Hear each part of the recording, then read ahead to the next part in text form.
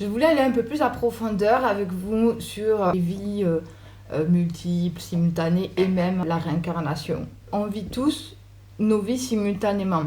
Donc dit comme ça, c'est un peu bateau. Ce qu'il faut comprendre, c'est en conscience.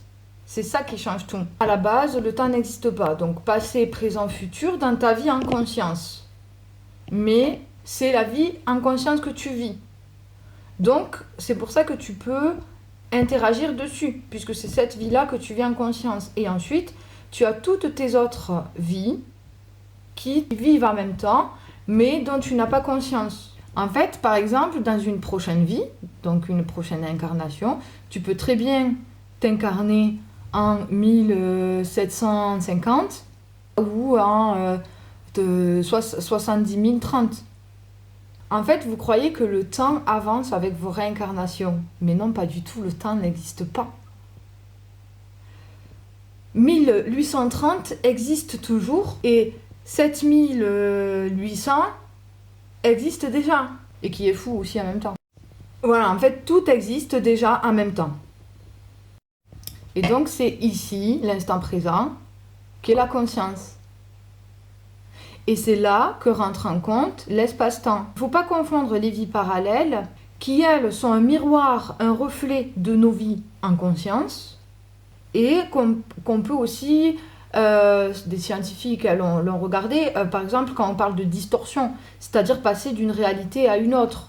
C'est une distorsion du temps, mais c'est dans la vie en conscience, même si c'est une vie parallèle miroir, ça reste votre vie en conscience. En fait, ce n'est qu'une projection simultanée de notre vie en conscience. Donc, les vies parallèles, on peut voir ça comme une projection simultanée de nos actions, de notre vie en conscience. Sauf qu'elles sont inversées ou différentes, vous voyez.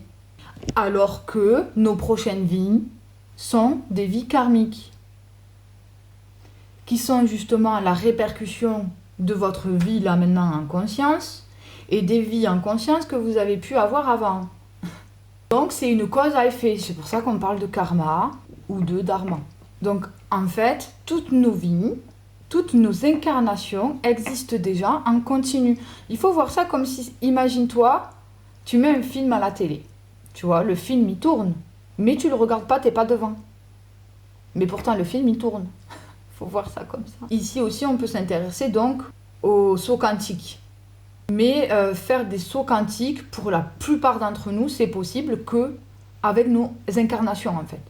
Nos réincarnations. Il y en a qui le vivent dans une vie consciente. Mais c'est très rare. Ça peut arriver à travers les feux.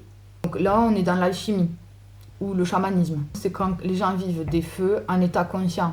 Mais c'est des feux bien spécifiques. C'est rare parce qu'il y a les feux justement des étapes d'évolution. Il y a aussi ces feux qui sont beaucoup plus poussés, beaucoup plus forts, qui nous font faire des sauts quantiques dans notre instant présent, dans notre conscience en fait, notre vie consciente. C'est un peu tiré par les cheveux, je vous l'avoue, mais quand on s'intéresse aux divers sujets comme ça et qu'on essaye de rallier tout, c'est super intéressant pour comprendre certaines choses des lois de l'univers, des lois humaines, enfin de vie, mais c'est difficile à expliquer en fait. Aujourd'hui, il y a des preuves, hein, il y a les scientifiques, les chercheurs, etc. Ils ont beaucoup avancé sur certains sujets et tout ça, donc c'est super cool. Mais c'est vrai que c'est quand même encore un peu tiré par les cheveux. Là encore, c'est des croyances aussi de tout ça à chacun. Et chacun est libre de penser et de croire ce qu'il a envie de croire. Et comme je vous en ai parlé, je vous en parle de temps en temps dans des vidéos. Je vous pique un peu sur ça, sur les vies simultanées, etc. Sur la carte que j'ai tirée la dernière fois. Et c'est vrai que c'est quelque chose qui est difficile à expliquer. Donc là, j'ai voulu essayer un petit peu plus de vous projeter un petit peu dans ce que j'essaye d'amener là sur la table comme sujet en fait. Voilà.